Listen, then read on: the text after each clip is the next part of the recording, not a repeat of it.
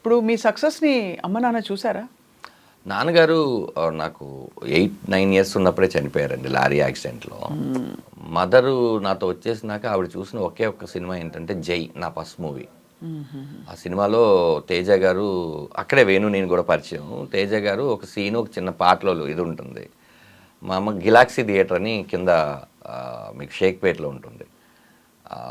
అందులో నన్ను కత్తితో పొడుస్తారు. అది యాక్చువల్లీ బొమ్మకి పొడుస్తారు కదా, మా అమ్మకి తెలీదు. అప్పుడే ఫస్ట్ టైం మా అమ్మ డిటిఎస్ చూడటం. కొడంగానే నానా అంది.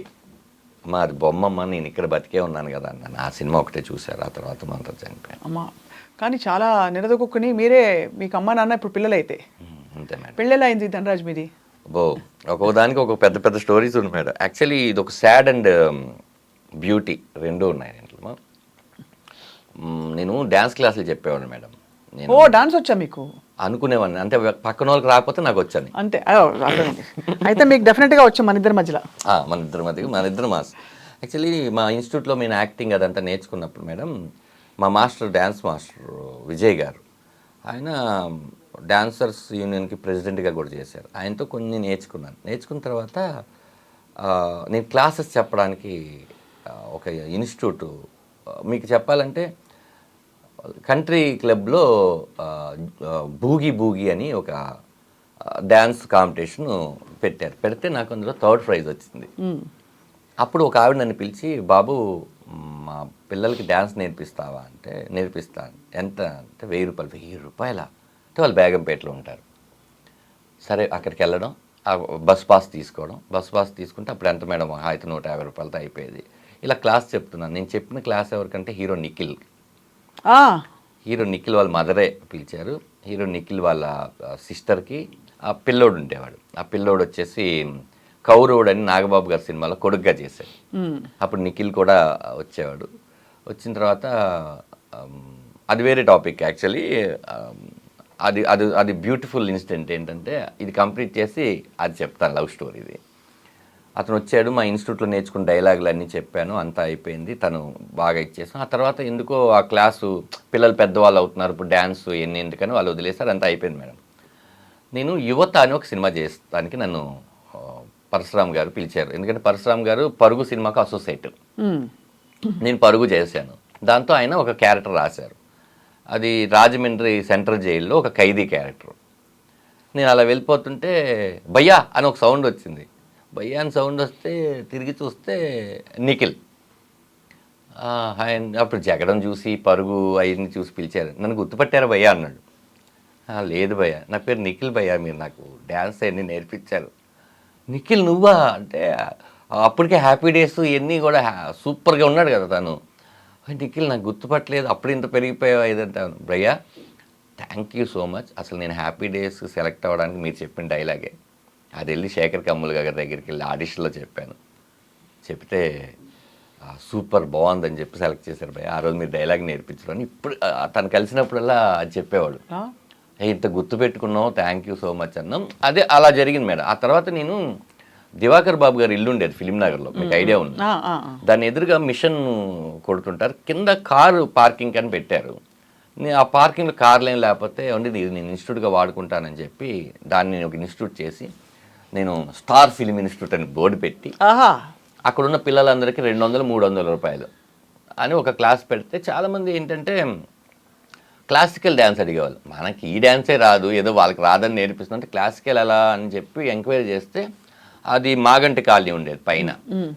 అక్కడ ఎవరో ఒక అమ్మాయి కొంచెం క్లాసికల్ వచ్చు అంటే ఆ అమ్మాయిని పిలిచాం. పిలవంగానే అమ్మాయిని చూడంగానే అమ్మాయిని చూసి ఐ లవ్ యూ అని చెప్పారు ఫస్ట్ టైం చూడంగానే. మిమ్మల్ని చూడగానే నేను మీరు చెప్పారు అంటే ఇడియట్ ఏం మాట్లాడతానని వెళ్ళిపోయింది. కామనే కదా మన అందరికి చెప్తాం కదా అని అయిపోయింది. ఆ టైంలో నేను దర్గాలో ఉండేవాడిని.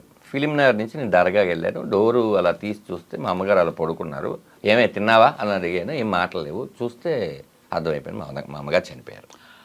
Sys cancer patient. అప్పుడే 3rd స్టేజ్ కీమోలు అన్నీ చేయించాం. కానీ మన వల్ల స్థాయికి మించి ఆవిడ చెప్పలేదు మనకి. చెప్తే వీడు ఏం చేయగలడు, ఇప్పుడు మనసులో అది పెట్టుకుని కెరీర్లో ఇచ్చేసుకుంటాడు అని చాలా స్ట్రగుల్గా ఉండేది. ఎందుకంటే ఈ డ్యాన్స్ క్లాస్ నుంచి వచ్చే డబ్బులు, లేకపోతే వేరే మనకు ఉపాధి లేదు. అప్పుడు చాలామందికి ఫోన్ చేసాము, అందరి పరిస్థితులు అలాగే ఉన్నాయి. అప్పుడు సర్లే అని ఈ అమ్మాయికి కూడా చేసాం. అందరు చేసే ప్రాసెస్లో ఆ రాత్రి 11-12:30కి ఈ అమ్మాయికి వచ్చేస్తే నీ పక్కన ఎవరు ఉన్నారంటే నా పక్కన వాసు అనే ఫ్రెండ్ ఉన్నాడంటే వాసుని పంపించాను. వాసు వెళ్ళాడు, వచ్చి హాఫ్ అన్ అవర్ తర్వాత దాని దగ్గర డబ్బులు లేవంటారా కానీ డబ్బులు లేనప్పుడు ఎందుకు పిలిచింది, ఇక తోడు ఉండాలి కదా నాకు అంటే లేదు లేదా అని ఇదిగోరా అమ్మాయి పట్టీలు, అమ్మాయిది ఏదో ఉంగరం, అమ్మాయి కమ్మలు అవన్నీ ఇచ్చిందిరా వాకయ్యి. నేను పెద్ద అంటే ముందు డబ్బులు వచ్చినాయి అనే దాని మీద ఉండి మార్వాడి షాపు ఒక ఆయన ఉంటే అర్ధరాత్రి లేపి తాకట్టు పెట్టి ఆ డబ్బులతో మా అమ్మగారి ఇదంతా చేసాం. అమ్మాయి వచ్చింది. వస్తే నాకు భయం పుట్టుకుంది. ఏం భయం పుట్టుకుందంటే ఇప్పుడు నాకేంటంటే అన్నం ఎలా వండుకోవాలో తెలీదు, బట్టలు ఎలా ఉతకాలి, ఇల్లు ఎలా అంట్లు ఎలా తోమాలి, ఇట్లా ఏ థింగు నాకు తెలియదు. ఇలా ఉండిపోయాను నేను. అలా ఉండిపోతే పక్కింటి వాళ్ళు పిలిచి భోజనం పెట్టడం ఇలాంటి థింగ్స్ జరుగుతున్నాయి. కానీ ఇంకా మళ్ళీ రాదా, ఎప్పుడో చిన్నప్పుడు నాన్న కోల్పోయాము, ఇప్పుడు కరెక్ట్గా అమ్మను కోల్పోయాము.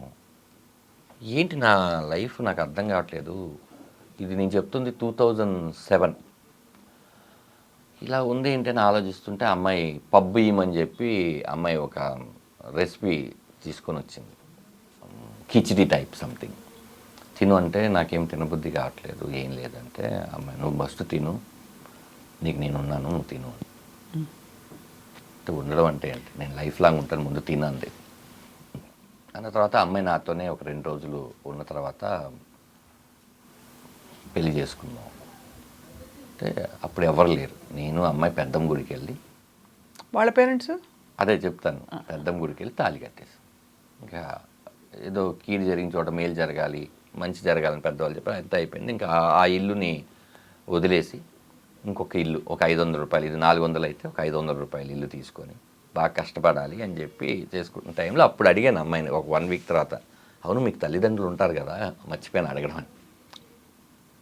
మా నాన్నే అంటే నేను ఇప్పుడు సోలో కదా మేడం, నాకు ఆ థాట్ రాలేదు, చుట్టాలు ఉంటారు ఇదని ఉన్నారు అని. అమ్మాయి ఒక పెద్ద లిస్టు చెప్పింది. లిస్ట్ చెప్తే వాళ్ళ అక్కతో తను బాగా క్లోజు, వాళ్ళ అక్కకి చెప్తే వాళ్ళ అమ్మ నాన్న ఇంకా మా కూతురు చచ్చిపోయింది, మా కూతురు సంబంధం లేదు, చదువుకోమని పంపిస్తే ఇదేంటి అదేంటి అని పేరెంట్స్ ఎలా మాట్లాడతారో అలా మాట్లాడి ఇంకా నీళ్ళు పోసేసుకున్నాము. లేదని చూడమ్మా, ఇప్పుడు నువ్వు ఎవరు లేరు, నీకు నాకు ఎవరు లేరు, ఇప్పుడు నువ్వే నాకు అమ్మ, నేనే నీకు నాన్న, ఓకే అని అలా మెల్లిగా సినిమాలు చేసుకుంటుంటే తను ప్రెగ్నెంట్, అప్పుడు కూడా చెప్పాం, అప్పుడు కూడా రెస్పాండ్ లేదు. వాళ్ళ అక్క మాట్లాడుతుండేది. ఆ తర్వాత కరెక్ట్గా డెలివరీ, నేను పెళ్ళిగాని ప్రసాద్ అనే సినిమా షూటింగ్లో ఉన్నాను. రాత్రి నేను వచ్చి చూస్తే అమ్మాయి ఏడుస్తుంది, ఏంటంటే నొప్పులు వస్తున్నాయని. అప్ప అని చెప్పి తనని తీసుకొని వెళ్ళి అక్కడ గవర్నమెంట్ హాస్పిటల్ ఉంటే దర్గాలోనే తీసుకొని వెళ్తే వాళ్ళు ఏమో వేడి నీళ్ళు కావాలని అడిగారు. వేడి నీళ్ళు కావాలంటే నేను ఇంటికి వెళ్ళి వేడి నీళ్ళు పెట్టుకొని అది పట్టుకొని వస్తే చల్లగైపోయాయి. మళ్ళీ తీసుకొచ్చి ఇట్లా చాలా చాలా అంటే ఆ టైంలో పడాల్సిన పెయిన్ అన్ని నేను కూడా మీరు కూడా ప్రసవ వేదన పడి వెళ్ళిన తర్వాత నా చెయ్యి ఇలా పట్టుకొని నువ్వు వెళ్తే నేను కన్నానంటే ఇట్లా చెయ్యి పట్టుకుని ఇట్లుంటే మా పెద్ద అబ్బాయి సుక్కుని కనింది. దాని తర్వాత అది ఇంత ఉన్నాడు, నాకు భయం అలా పట్టుకొని. అంటే ఈ ప్రపంచం మొత్తంలో ఇంకా నాకు ఎటువంటి రిలేషన్స్ ఉన్నా కూడా ఈ బ్లడ్ రిలేషన్స్ కావు, ఫస్ట్ బ్లడ్ రిలేషన్ అంతే కదా. మళ్ళీ నాకు మా నాన్న పుట్టేశాడు అని చెప్పి ఇలా పట్టుకొని అలా చూస్తూ తెల్లారి ఫోన్ చేస్తే అప్పుడు వాళ్ళ అమ్మ వచ్చింది. ఇంకా ఇవన్నీ పోయినాయి, మనవన్నీ చూసుకుంటారు కానీ పోయి. ఇప్పుడు ఎలా ఉందంటే ఇప్పుడు వాళ్ళే నా ఫ్యామిలీ, నన్ను కొడుకు కన్నా ఎక్కువ చూసుకుంటారు, చాలా బాగా చూసుకుంటారు. మా అత్తయ్య కానీ మామయ్య కానీ మా వదినలు కానీ లేకపోతే మా మరదలు కానీ మా మీకు ఒక కుటుంబాన్ని ఇచ్చింది చాలా. అంటే నేను అదే చెప్పాను, నేను నాకు ఆ సినిమా సీతారామం సినిమాలో క్లైమాక్స్లో సుమంత్ గారితో దుల్కర్ గారు మాట్లాడతారు, సార్ ఒకవేళ వెళ్ళిపోవాల్సి వస్తే మీరు వెళ్తారు సార్, నేనే ఉండిపోతాను, నేను అనాథని కాదు సార్, నన్ను కూడా ప్రేమించే వాళ్ళు ఉన్నారంటారు. ఆ డైలాగ్ నాకు చాలా ఇష్టం అనమాట. ఎస్, ఇప్పుడు మనకేంటి బ్లడ్ రిలేషన్స్ ఇద్దరు, ఫ్యామిలీ ఇచ్చింది మా ఆవిడ, ఇంతకు మించి ఉంటుంది మేడం. అంటే ఇది సర్కిల్, అదే భూమి గుండ్రంగా ఎందుకు ఉంది అని దానికి ఇప్పుడు నాకు అర్థమైంది. సో మీరు మీ బిడ్డని పట్టుకున్న సీన్ని మీరు సినిమాలో ఎక్కడో పొందుపరిచారు అన్న విషయం నాకు క్లియర్గా అర్థమైంది. ట్రైలర్లో అది అందరూ చూసారు లేదు నాకు తెలియదు, రిలీజ్ కాలేదు. నేనైతే సీక్రెట్ చూశాను కాబట్టి నాకు సడన్ గా కనెక్ట్ అయింది దాని. ప్రతిదీ కూడా నేను ఎక్కడో చోట ఇన్స్పైర్ అయినవి, లేకపోతే నేను ఎక్కువ బాధపడినవి, ఎక్కువ ఆనందపడినవి పొందుపరిచి. ఎందుకంటే నేను అని చెప్పట్లేదు, ఇలా ప్రతి తండ్రి పడతాడు కదా, అప్పుడు ఈజీగా మోర్ కనెక్టివిటీ ఉంటుంది కదా. అదే ఎక్కడ కూడా ఈ రామం రాగం సినిమాలో మేడం కథని దాటి కామెడీ కానీ ఏదో ఒక సబ్ ప్లాట్ తీసుకొచ్చి పెట్టడం కానీ కాకుండా అలా వాళ్ళకి అర్థమయ్యేంతంగా నీట్గా ఇది మన ఇంట్లో జరుగుతుందా, అమ్మో ఇది మన ఇంట్లో జరగకూడదు, ఈ రెండు విషయాల్ని తీసుకుని చేశాను. చాలా ఇంట్రెస్టింగ్గా ఉంది ధనరాజ్. ద హోల్ అంటే మీ story, Ramam Raghavam teaser and plus మీరు చెప్తున్న స్టోరీ నేపథ్యం మీకు నిజంగా బోల్డ్ అంత అసలు జీవితం చిన్న వయసులో చూస్తారు మీరు. అవును మేడం. ఇప్పుడు 41కి వచ్చాను నేను. ఈ 20,000 19 ఒక 20 జై సినిమాకి ఇప్పటికి ఒక 20 సంవత్సరాలు అయి ఉంటాయి. 21 సంవత్సరాలు అంటే యాక్చువల్లీ చాలామందికి ఏంటంటే నాకు కాలేజ్ లేదు, నాకు జాబ్లు, కాలేజ్ తర్వాత ఈ అవన్నీ ఏం లేవు మేడం. చాలా చూసి చిన్న వయసులోనే దేవుడు అనగానే పరిస్థితులు చాలా చూసాం మేడం. అంటే ఇది నీకు తెలీదా అనేది లేదు మేడం. అలా ఉన్నాయి. అంటే నేను హ్యాపీగా ఫీల్ అవుతుంది ఏంటంటే మన గోళీల ఆటలు తెలుసు, సేమ్ గేమ్ క్యారమ్ బోర్డు తెలుసు, బర్రెలే ఆడడం తెలుసు, చెరుగ్గల లాగడం తెలుసు, ప్రతి థింగు తెలుసు. మనం ఉన్నప్పుడే టెలిఫోన్లో పోయి సెల్ ఫోన్లు వచ్చి, మొబైటెల్స్ వచ్చి, కంప్యూటర్లు వచ్చి చాలా వచ్చినాయి. అన్నీ చూసుకుంటూ ఈ లైఫ్ మళ్ళీ మనం ఎవరికైనా చెప్పాలి అంటే ఇన్ ఫ్యూచర్ కూడా ఏం డాడీ బియ్యం అనేది వరిలో పండిస్తారా, ఈ సూపర్ మార్కెట్లో దొరుకుద్దేమో అనుకున్నాం అన్న పరిస్థితి నుంచి మనం అన్ని చూసుకొనొచ్చు. అన్ని చూసారు, కరెక్ట్ జనరేషన్లో ఉన్నారు మీరు. అదే మరి ఇంక ఈ జనరేషన్ ఎవరికి రాదు. తర్వాత వాళ్ళందరూ ఇంకా మారిపోయారు కదా. రాదు.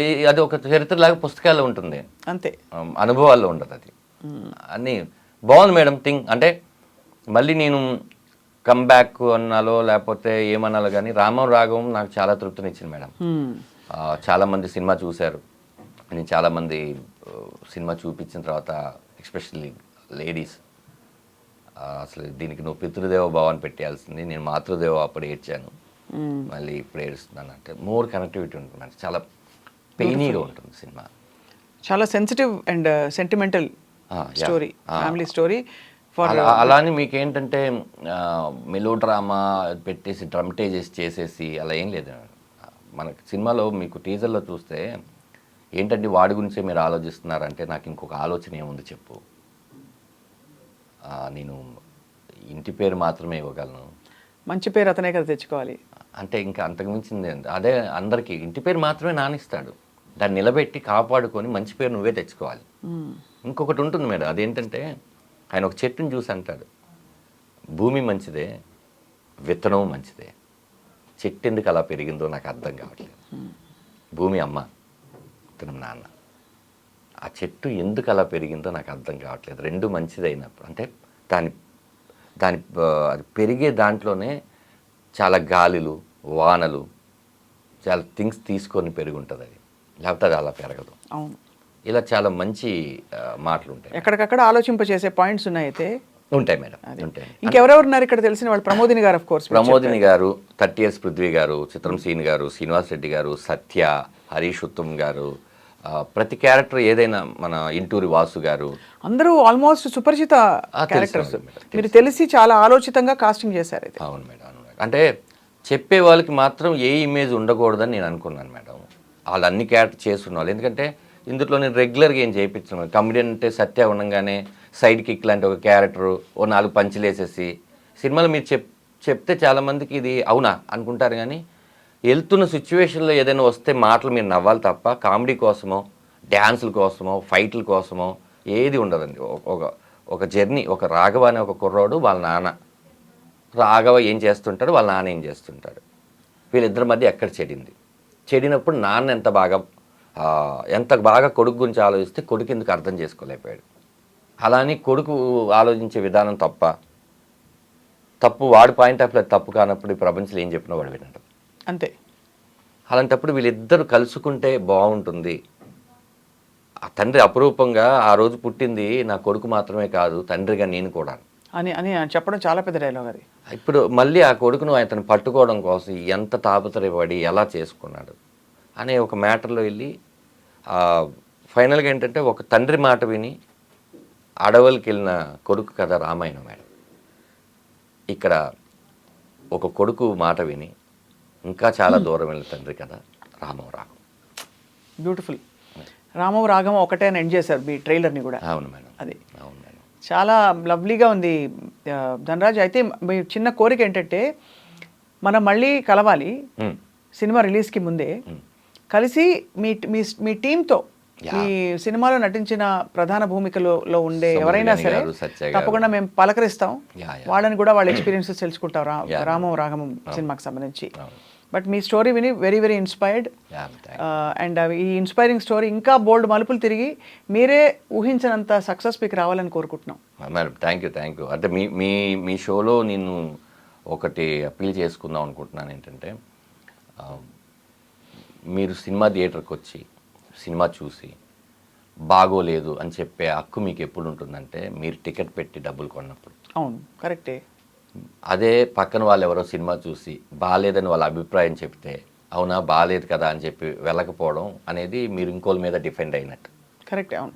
మీ హక్కు ఎప్పుడు మీరు వినియోగించుకుంటారంటే మీరు తిట్టాలన్నా ఏది చేయాలన్నా మీ డబ్బులతో మీరు సినిమా కొనుక్కొని చూసినప్పుడు. ఎందుకంటే అతనికి నచ్చిన కొన్ని విషయాలు మీకు నచ్చకపోవచ్చు, ఒక్కొక్కరిది ఒక్కొక్క ఐడియాలజీలో ఉంటాం కాబట్టి.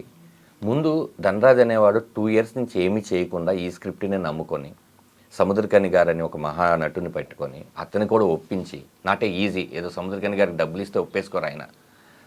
ఒక మంచి సినిమాని వీళ్ళు తీసి మాకు చూపిద్దాం అన్న కోసం తీశారు కదా. సరే, ఏదో నేను ఎన్నో ఖర్చు పెడుతూ ఉంటాను, ఆ 2 గంటలు ఒక ఎక్స్పీరియన్స్ని మందేమి రేట్లు పెంచేసేసి పెట్టేసే సినిమా కాదు. ఆ 150 రూపాయలు అందుబాటులో ఉన్న రేట్లో ఒకసారి చూద్దామని జనాలు అందరూ వస్తే, నేను చెప్తున్నాను మేడం, ఇది బిగ్ ఛాలెంజ్ అంటారో లేకపోతే మీ షోలో నేను చెప్తున్నాను, మీరు కనుక ఎవరైనా ఈ సినిమా చూసి బాగోలేదు అంటే నేను ఇలాంటి ప్రయత్నాలు ఎప్పుడూ చేయను మేడం. ఎందుకంటే తప్పు నేను క్రాస్ చెక్ చేసుకున్న తర్వాత ఒక 20-30 షోలు వేసి పెద్ద వాళ్ళందరూ చూపించిన తర్వాత చెప్తున్న మాట ఇది. అవును. ఇలాంటి పృథ్వీ పోలవరపు గారు, ఆరిపాక ప్రభాకర్ గారు లాంటి నిర్మాతలు మళ్ళీ ఇండస్ట్రీకి వచ్చి చాలామందికి భోజనాలు పెట్టాలన్నా, శివప్రసాద్ యానాల్ గారు లాంటి వాళ్ళు మంచి కథలు రాయాలన్నా, నాలాంటి వాడు మిగతా వాళ్ళని ర్యాక్ చేయాలన్నా ప్రేక్షకులు ఖచ్చితంగా వాళ్ళు ఈ సినిమా చూడాలి. ఎంతమందికి ఉపాధి వస్తుందో, ఎంత మంచి సినిమాలు వస్తాయో. మరి ఇలాంటి సినిమాలు 4-5 చేసిన తర్వాత మనం కూడా అమ్మో ప్రేక్షకులు కంటెంట్ ఉన్న సినిమాలే వాళ్ళు కంటెంట్ ఉన్న సినిమాలు చూసి ఇచ్చేస్తున్నారు. అవును. కానీ మోర్ దెన్ మనం ఈ సినిమా థియేటర్లో ఆడలేదా, ఓటీటీలో బాగుందే, అదో ఆ రోజు నువ్వు చూస్తుంటే ఈ గతి ఈ సినిమాకి పట్టేది కాదు. వాళ్ళు మార్పు కోసం చెప్తున్నాను మేడం. వాళ్ళు ఎప్పుడు రైట్గానే ఆలోచిస్తారు. ఖచ్చితంగా థియేటర్కి వచ్చి ఈ సినిమాని చూస్తే చాలామందికి స్ట్రెంత్ అవుతుందని చెప్తున్నారు. తప్పకుండా చూస్తారు మీరు, అందుకు చూసేలాగా మనం చేద్దాం. చేద్దాం. All the very best Dhanraj. Thank you Swapna garu, thank you, nice interview.